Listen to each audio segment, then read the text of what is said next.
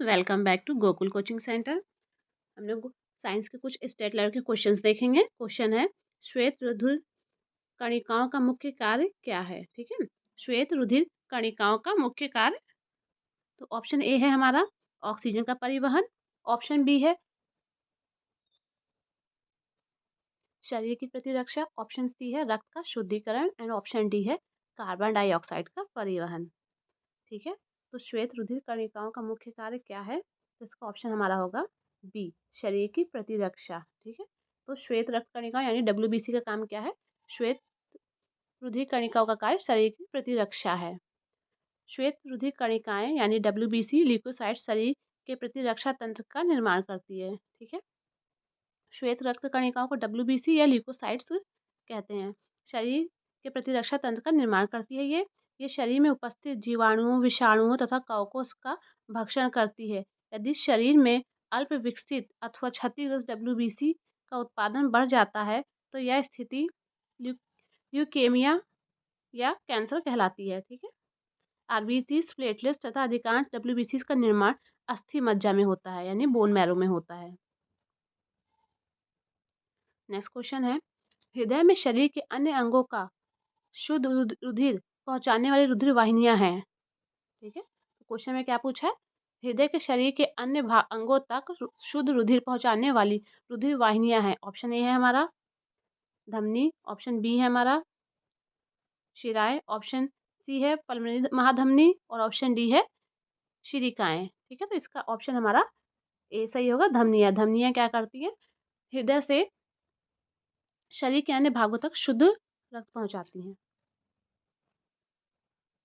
फेफड़ों से प्राप्त शुद्ध रक्त यानी ऑक्सीजन युक्त हृदय से धमनियों के द्वारा शरीर के अन्य भागों तक पहुंचाया जाता है। ठीक है, फेफड़ों से प्राप्त शुद्ध रक्त को हृदय से धमनियों के द्वारा शरीर के अन्य भागों तक पहुंचाया जाता है।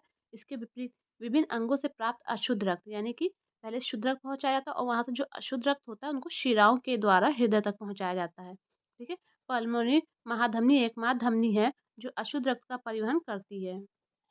ठीक है, पल्मोनरी महाधमनी एकमात्र धमनी है जो अशुद्ध रक्त का परिवहन करती है तथा पल्मोनरी शिरा एकमात्र शिरा है जो शुद्ध रक्त का परिवहन करती है। ठीक है, नेक्स्ट क्वेश्चन है, प्रतिजन यानी एंटीजन का एंटीजन एंटीजन वह पदार्थ है जो, तो एंटीजन के बारे में क्वेश्चन पूछा है।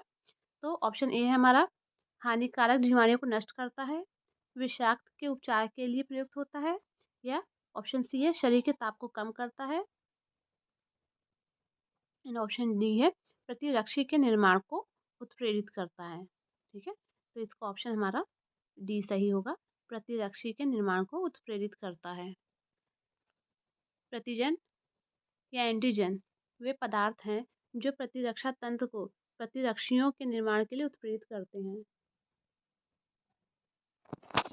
प्रतिजन वे पदार्थ हैं जो प्रतिरक्षा तंत्र को प्रतिरक्षियों के निर्माण के लिए उत्प्रेरित करते हैं।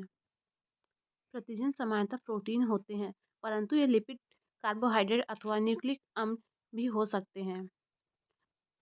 प्रतिरक्षियों को इम्यूनोग्लोबिन भी कहते हैं। ये वाई आकार के प्रोटीन होते हैं जो प्रतिजनों के शरीर की रक्षा करते हैं।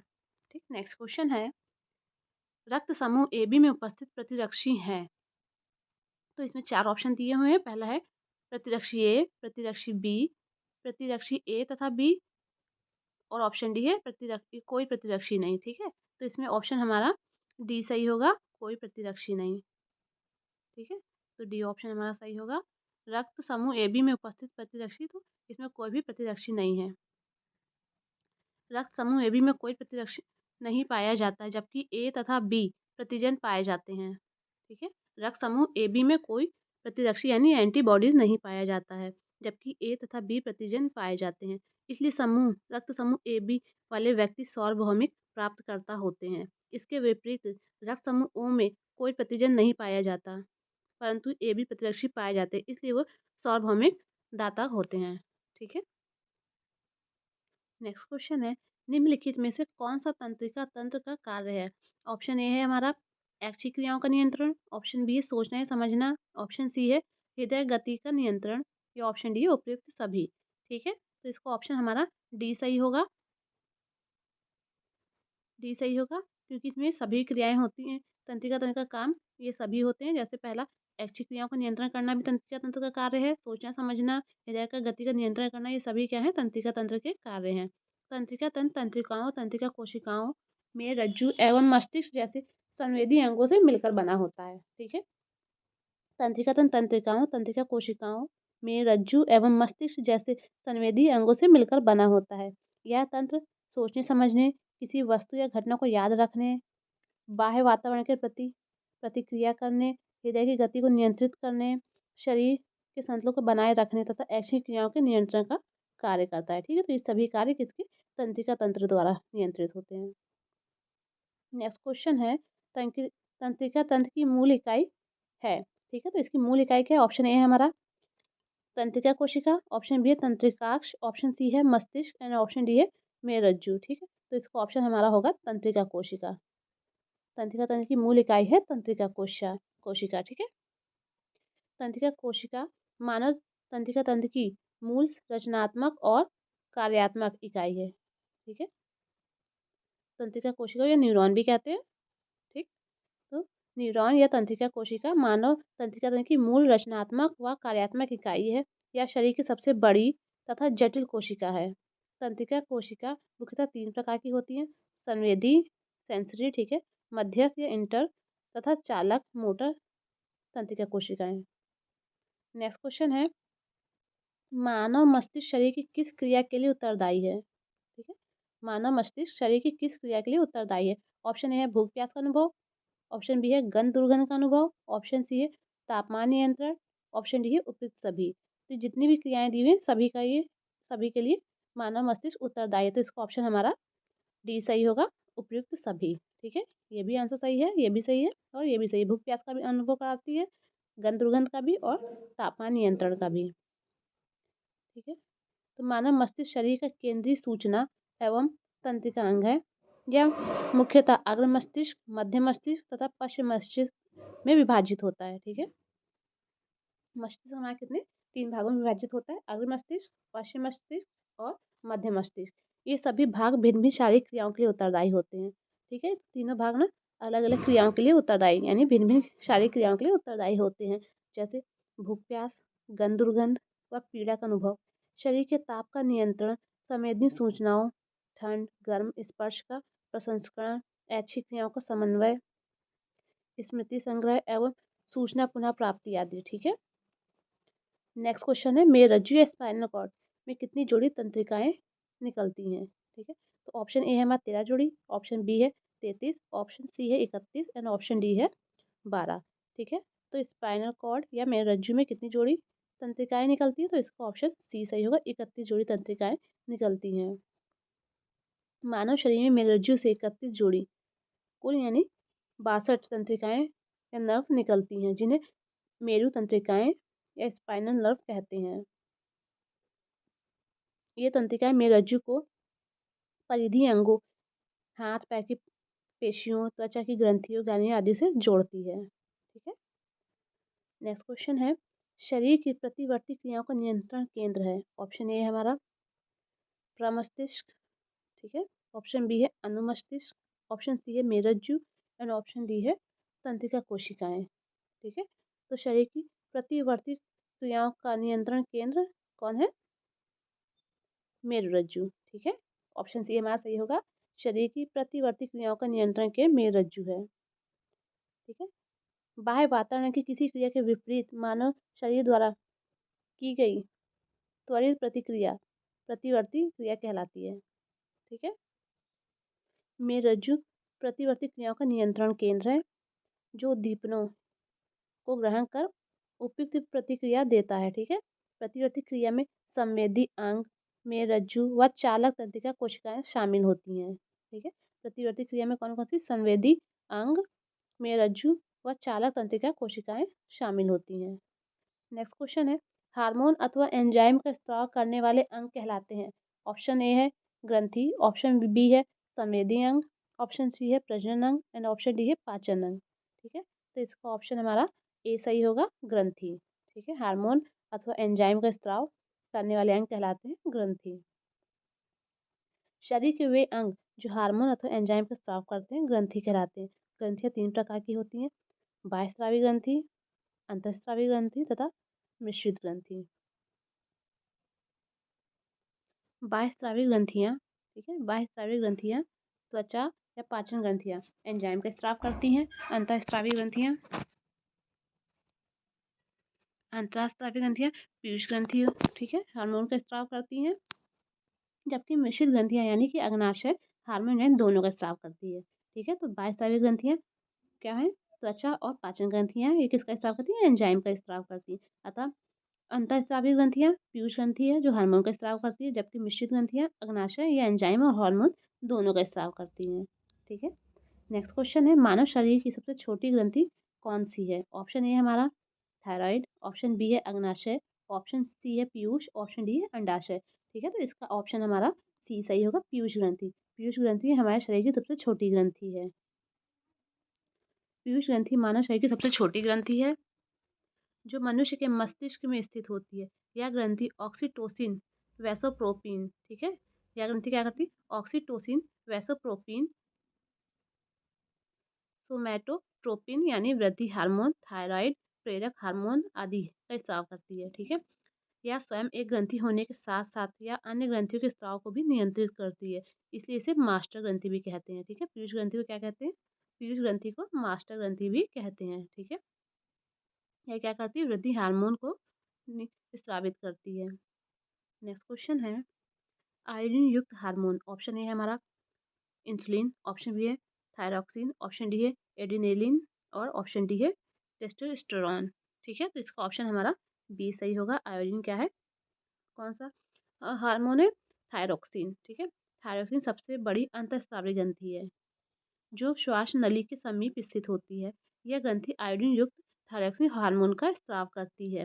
भोजन में आयोडीन की कमी से थायराइड ग्रंथि फूलकर मोटी हो जाती है, जिससे घेंघा या ग्वाइटर रोग हो जाता है, ठीक है। घेंघा या ग्वाइटर रोग हो जाता है, ठीक है। तो सबसे बड़ी ग्रंथि कौन सी है? अंतःस्रावी ग्रंथि थायराइड है।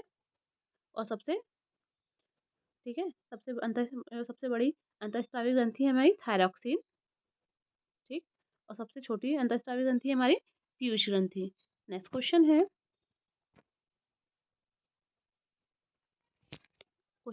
नेक्स्ट क्वेश्चन है, बच्चों में थायरॉक्सिन की कमी से कौन सा रोग हो जाता है, ठीक है। तो इसका ऑप्शन ए है हाथी मोटो रोग, मिक्सिडीमा, ऑप्शन सी है, ऑप्शन डी है जड़मानवता और ऑप्शन डी है घेंघा, ठीक है। तो इसका ऑप्शन हमारा डी होगा, घेंघा। बच्चों में थायरॉक्सिन की कमी से घेंघा रोग हो जाता है। नेक्स्ट क्वेश्चन है, थायराइड ग्रंथि से थायरॉक्सिन हार्मोन के, ठीक है, थायरॉक्सिन हार्मोन के स्राव को उत्तेजित करने वाला हार्मोन। क्वेश्चन है, थायराइड ग्रंथि से थायरॉक्सिन हार्मोन के स्राव को उत्तेजित करने वाला हार्मोन है। ऑप्शन ए हमारा TSH, ऑप्शन बी है FSH, ऑप्शन सी है LTH एंड ऑप्शन डी है ACTH, ठीक है। तो इसका ऑप्शन हमारा ए सही होगा, TSH यानी कि थायराइड स्टिमुलेटिंग हार्मोन, ठीक है। तो थायरॉक्सिन हार्मोन एक अमीनो अम्ल है। थायरॉक्सिन हार्मोन एक अमीनो अम्ल है। थायरॉक्सिन हार्मोन क्या है? अमीनो अम्ल है। थायराइड ग्रंथि में थायरॉक्सिन के स्राव को TSH यानी थायराइड स्टिमुलेटिंग हार्मोन अथवा थायरोट्रोपिन हार्मोन द्वारा उत्तेजित किया जाता है। यह हार्मोन पीयूष ग्रंथि से स्रावित होता है, ठीक है। यह हार्मोन पीयूष ग्रंथि से स्रावित होता है। नेक्स्ट क्वेश्चन है, गाय और भैंस के थनों में दूध उतारने के लिए किस हार्मोन का इंजेक्शन लगाया जाता है, ठीक है। आपने देखा ही होगा, गाय भैंसों के थनों से दूध उतारने के लिए लोग इंजेक्शन लगाते हैं। तो उस ऑप्शन ए है हमारा सोमैटोट्रोपिन, ऑप्शन बी है ऑक्सीटोसिन, ऑप्शन सी है इंटरफेरॉन और ऑप्शन डी है इंसुलिन, ठीक है। तो इसका ऑप्शन हमारा बी सही होगा, ऑक्सीटोसिन। ऑक्सीटोसिन इंजेक्शन लगाया जाता है। गाय और भैंस के थनों से दूध उतारने के लिए संश्लेषित ऑक्सीटोसिन का इंजेक्शन लगाया जाता है, जिससे पिटोसिन, सिटोसिनॉन अथवा जेनरिक ऑक्सीटोनिन भी कहा जाता है, ठीक है। नेक्स्ट क्वेश्चन है, किस हार्मोन को प्रेम या आलिंगन का हार्मोन कहा जाता है?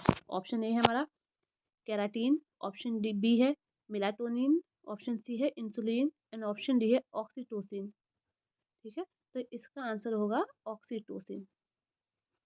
ऑक्सीटोसिन को प्रेम या आलिंगन का हार्मोन कहा जाता है। बच्चों को जन्म के समय तथा स्तनपान कराते समय यह हार्मोन स्त्रियों में स्रावित होता है। इस हार्मोन के दो लक्षित ऊतक होते हैं। स्त्रियों का गर्भाशय तथा स्तन ग्रंथियां। ठीक है, दो लक्षित ऊतक हैं, स्त्रियों का गर्भाशय और स्तन ग्रंथियां। नेक्स्ट क्वेश्चन है हमारा, मधुमेह रोग किस हार्मोन की कमी से होता है? ठीक है, तो ऑप्शन ए है एड्रिनेलिन, ऑप्शन बी है प्रोजेस्टेरॉन, ऑप्शन सी है इंसुलिन और ऑप्शन डी है गैस्ट्रिन। ठीक है, तो इसका ऑप्शन हमारा सी सही होगा, इंसुलिन। मधुमेह रोग को इंसुलिन हार्मोन की कमी से होता है। ठीक है, मधुमेह रोग इंसुलिन हार्मोन की कमी से होता है। इंसुलिन एक प्रकार का प्रोटीन है जिसका स्राव अग्नाशय में स्थित लैंगर हैंसन की दीपिकाओं की बीटा कोशिकाओं द्वारा होता है। ठीक है, मधुमेह किसकी कमी से? इंसुलिन हार्मोन की कमी से होता है। ठीक है, यह एक प्रकार का क्या है? विटामिन है, प्रोटीन है। इंसुलिन क्या है? एक प्रकार का प्रोटीन है और इसका स्राव कहाँ से होता है? अग्नाशय में स्थित लैंगर हैंसन की दीपिकाओं की बीटा कोशिकाओं द्वारा होता है। मधुमेह से प्रभावित व्यक्ति शरीर का निर्जलीकरण यानी कि डिहाइड्रेशन अधिक होता है, इसलिए उन्हें प्यास अधिक लगती है। ठीक है, नेक्स्ट क्वेश्चन है, निम्नलिखित में से किस पादप से इंसुलिन प्राप्त किया जाता है?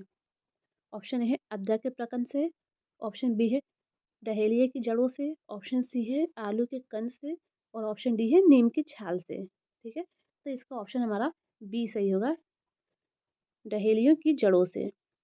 इंसुलिन मानव के अंगनाशय में निर्मित होता है, परंतु प्राकृतिक रूप से इसे डहेलिया की जड़ों से भी प्राप्त किया जाता है। ठीक है, इंसुलिन रक्त में शर्करा की मात्रा को नियमन करता है। इंसुलिन क्या करता है? रक्त में शर्करा की मात्रा का भी नियमन करता है। नेक्स्ट क्वेश्चन है, कौन सा हार्मोन अग्नाशय को पाचक रस के उत्पादन के लिए उत्तेजित करता है? ठीक है, कौन सा हार्मोन अग्नाशय को पाचक रस के लिए उत्तेजित करता है? ऑप्शन ए है ट्रिप्सिन, ऑप्शन बी है सिक्रेटिन, ऑप्शन सी है रेनिन और ऑप्शन डी है पेप्सिन। ठीक है, तो इसका ऑप्शन हमारा बी सही होगा, सेक्रेटिन। ठीक है, सेक्रेटिन। सेक्रेटिन हार्मोन अग्नाशय को पाचक रस के उत्पादन के लिए उत्तेजित करता है। सिक्रेटिन नामक हार्मोन ग्रहणी द्वारा स्रावित होता है, ग्रहणी यानी डेडुनम द्वारा स्रावित होता है, जो यकृत तथा अग्नाशय को पाचक रसों के उत्पादन के लिए उत्तेजित करता है। ठीक है, यकृत तथा अग्नाशय को पाचक रसों के लिए उत्तेजित करता है। नेक्स्ट क्वेश्चन है, एस्ट्रोजन क्या है? Option A hormone, option B enzyme, option C protein, option D vitamin. ठीक है, तो इसका ऑप्शन हमारा ए सही होगा, हार्मोन। एस्ट्रोजन क्या है? हार्मोन है। एस्ट्रोजन स्त्रीलिंग हार्मोन है जो महिलाओं के प्रजनन तंत्र तथा द्वितीयक लैंगिक लक्षणों जैसे स्तनों, दुग्ध ग्रंथियों, गर्भाशय एवं योनि आदि के विकास एवं नियमन के लिए उत्तरदायी है। ठीक है, तो एस्ट्रोजन क्या है? स्त्रीलिंग हार्मोन है जो महिलाओं के प्रजनन तंत्र तथा द्वितीयक लैंगिक लक्षणों जैसे स्तनों, दुग्ध ग्रंथियों एवं गर्भाशय एवं योनियों के विकास में नियमन के लिए उत्तरदायी है। नेक्स्ट क्वेश्चन है, स्त्रियों में रजोनिवृत्ति के पश्चात किस हार्मोन का उत्पादन नहीं होता है? ठीक है, तो ऑप्शन ए हमारा टेस्टेरोन, ऑप्शन बी है एस्ट्रोजन, ठीक है, ऑप्शन सी है प्रोजेस्टेरॉन और ऑप्शन डी है थायरॉक्सिन। ठीक है, तो इसका आंसर हमारा होगा, तो इसका ऑप्शन सी सही होगा, प्रोजेस्टेरॉन। ठीक है, स्त्रियों में रजोनिवृत्ति के पश्चात किस हार्मोन का उत्पादन नहीं होता? तो इसका ऑप्शन सी सही होगा हमारा, प्रोजेस्टेरॉन।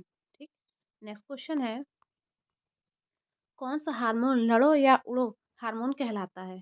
ठीक है, तो ऑप्शन ए है हमारा इंसुलिन, ऑप्शन बी है एड्रिनेलिन, ऑप्शन सी है टेस्टोस्टेरोन और ऑप्शन डी है ऑक्सीटोसिन। ठीक है, तो इसमें हमारा ऑप्शन बी सही होगा, एड्रिनेलिन। ठीक है, तो एड्रिनेलिन लड़ो या उड़ो हार्मोन कहलाता है। ठीक है, एड्रिनिल एड्रिनेलिन हार्मोन को लड़ो या उड़ो हार्मोन कहा जाता है। जब कोई तनावपूर्ण स्थिति उत्पन्न होती है तो एड्रिनल ग्रंथि से इस हार्मोन का स्राव होता है। यह हृदय स्पंदन दर को बढ़ा देता है तथा त्वरित निर्णय लेने हेतु शरीर की सहायता करता है। ठीक है, तो इसका ऑप्शन होगा एड्रीनलिन।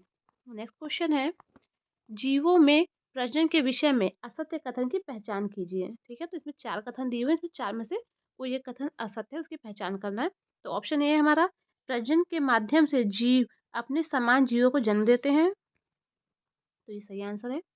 ऑप्शन बी, प्रजनन लैंगिक अथवा अलैंगिक हो सकता है। हाँ, ठीक है, प्रजनन 2 तरह के होते हैं, लैंगिक अलैंगिक, तो ये दोनों तरह के हो सकते हैं।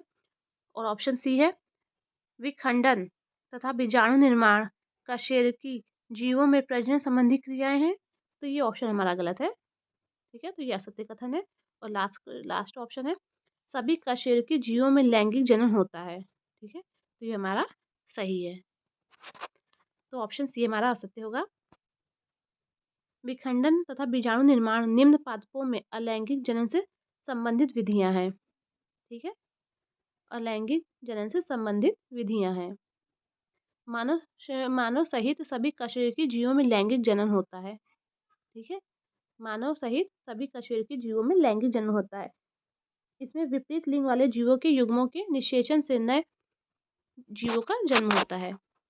नेक्स्ट क्वेश्चन है, अलैंगिक जनन के संबंध में असत्य कथन है। ऑप्शन ए है हमारा, संतान अपने जनक के समान होती है। ऑप्शन बी है, नए जीव का जन्म केवल कायिक कोशिकाओं के द्वारा होता है। ऑप्शन सी है, युग्मकों का निर्माण व निषेचन नहीं होता है। ऑप्शन डी है, यह प्रक्रिया पुष्पीय पादप में संपन्न होती है। ठीक है, तो इसमें हमारा ऑप्शन डी असत्य कथन है। ठीक है, बाकी सभी हमारे सत्य कथन है। संतान अपने जनक के समान होता है, ठीक है, ये भी सही है। नए जीव का जन्म केवल कायिक कोशिकाओं के द्वारा होता है, ये भी ठीक है। और ऑप्शन सी, युग्मकों निर्माण व निषेचन नहीं होता है।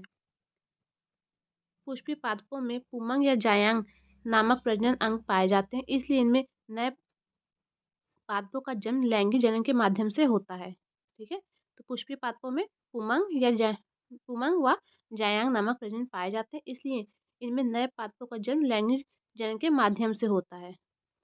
युग्मक में पराग कणों का निर्माण होता है तथा जायांग में अंडाशय का निर्माण होता है। ठीक है, पुमंग में क्या होता है, पराग कणों का निर्माण होता है और तथा जायांग में अंडाशय का निर्माण होता है, जिसमें अंडाणु बनते हैं।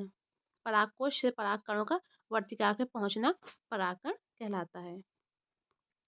नेक्स्ट क्वेश्चन है, स्वपरागण की प्रक्रिया किन पुष्पों में पाई जाती है।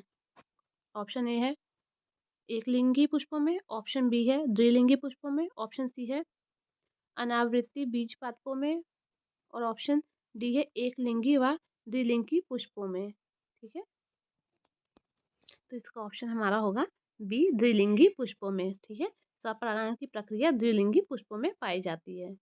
नेक्स्ट क्वेश्चन है, एक पुष्प के पराग कणों के उसी जाति किसी अन्य पादप के पुष्प के वर्तिकाग्र में पहुंचने की क्रिया क्या कहलाती है। ठीक है, तो ऑप्शन एक है स्वपरागण, ऑप्शन बी है परपरागण, ऑप्शन सी है निषेचन और ऑप्शन डी है प्रवर्धन। ठीक है, तो इसका ऑप्शन हमारा बी सही होगा, परपरागण। ठीक है, एक पुष्प के पराग कणों के उसी जाति के अन्य पादप पुष्पों के वर्तिकाग्र पहुंचने की क्रिया परपरागण कहलाती है।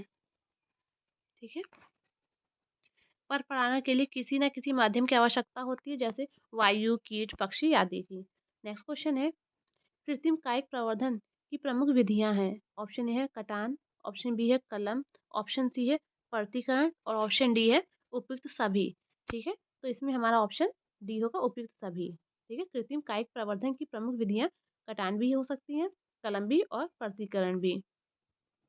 कायिक प्रवर्धन पादपों में अलैंगिक जनन की एक विधि है, जिसके अंतर्गत किसी प्रजनन अंग की सहायता के बिना पादप के कायिक अंगों से नए पादप उत्पन्न किए जाते हैं। ठीक है, तो कायिक प्रवर्धन पादपों में अलैंगिक जनन की एक विधि है, जिसके अंतर्गत किसी प्रजनन अंग की सहायता से बिना पादप कायिक अंगों जैसे तना, जड़, पत्ती आदि से नए पादप उत्पन्न किए जाते हैं। कृत्रिम रूप से कायिक प्रवर्धन की मुख्य विधियां हैं कटाव, ठीक है, कलम लगाना, पर्तीकरण या सूक्ष्म प्रवर्धन आदि। नेक्स्ट क्वेश्चन है, गुलाब के कृत्रिम कायिक प्रवर्धन के लिए प्रयोग की जाने वाली विधियां हैं। ऑप्शन ए है कटान, ऑप्शन बी है कलम, ऑप्शन सी है पर्तीकरण और ऑप्शन डी है सूक्ष्म प्रवर्धन। ठीक है, तो गुलाब के कृत्रिम कायिक प्रवर्धन के लिए ऑप्शन बी हमारा आंसर सही होगा कलम। ठीक है, के लिए कलम कलम की विधि प्रयोग की जाती है। गुलाब, सेब, नाशपाती, आम आदि पादपों को कृत्रिम कायिक प्रवर्धन के लिए कलम विधि द्वारा प्रयोग किया जाता है। केला, ऑर्किड व अन्य सजावटी पादपों के लिए सूक्ष्म प्रवर्धन विधि तथा अंगूर, लीची, संतरा आदि के लिए पर्तीकरण विधि का प्रयोग किया जाता है। नेक्स्ट क्वेश्चन है, ऐसे जीव जो गर्भाशय में विकसित शिशु को जन्म देते हैं कहलाते हैं।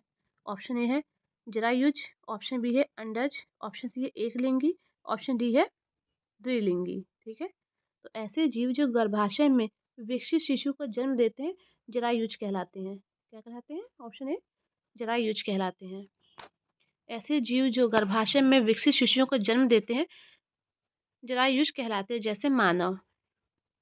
इन जीवों में अंडे का निषेचन मादा की फैलोपियन ट्यूब में होता है तथा भ्रूण का विकास गर्भाशय में होता है। ठीक है, इसके विपरीत अंडे देने वाले जीव अंडज अथवा अंडपुरुष कहलाते हैं। नेक्स्ट क्वेश्चन है, वह अवस्था जब स्त्री अथवा पुरुष प्रजनन हेतु परिपक्व हो जाते हैं। ऑप्शन ए वयस्कता, ऑप्शन बी है यौनावस्था, ऑप्शन सी है रजोनिवृत्ति, ऑप्शन डी है पौणता। ठीक है, तो इसका ऑप्शन हमारा यौनावस्था होगा। यौनावस्था जब होती तो स्त्री पुरुष प्रजनन के लिए परिपक्व हो जाते हैं। आयु की वह अवस्था जब पुरुष एवं स्त्री लैंगिक रूप से प्रजनन योग्य हो जाते हैं यौनावस्था कहलाती है। पुरुषों में 13 वर्ष से 16 वर्ष की आयु में, जबकि स्त्रियों में 10 से 13 वर्ष की आयु में यौनावस्था प्रारंभ हो जाती है। ठीक है, आज के लिए इतने ही क्वेश्चन, बाकी क्वेश्चन हम सब लोग नेक्स्ट वीडियो में देखेंगे। तब तक कि आप लोग चैनल को लाइक, शेयर और सब्सक्राइब करते रहिए।